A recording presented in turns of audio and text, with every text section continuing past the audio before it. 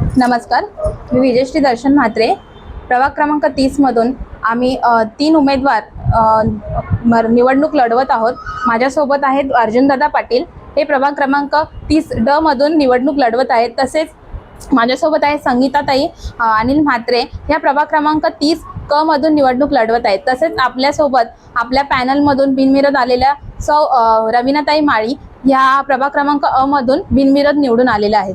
आजची जी काही रॅली झाली, आमची प्रचार रॅली, त्याच्यामध्ये खूप लोकांनी सहभाग घेतला होता. खूपच जोशात, सर्व जल्लोषात मध्ये रॅली निघाली होती. रॅली हाच मोठ्या जल्लोषात निघालेले आपण निवडून आलेले आहेत पहिलेच, आणि आता हे 3 उमेदवारांसाठी आपण त्या जोरात तयारीला लागलेले आहेत. तर कसं नागरिकांना आपण काय आव्हान करणार?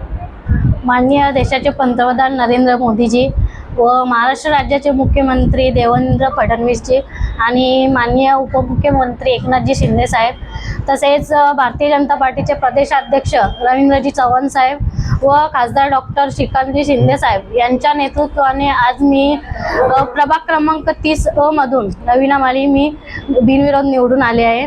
तसेच माझ्यासोबत प्रभाग क्रमांक 30 ब विजयश्री दर्शन म्हात्रे व प्रभाग क्रमांक 30 क मधून संगीता अनिल म्हात्रे आणि प्रभाग क्रमांक 30 ड मधून अर्जुन बाबू पाटील हे उमेदवार आज कल्याण डोंबिवली महानगरपालिका 2025-26 निवडणूक लढवत आहेत.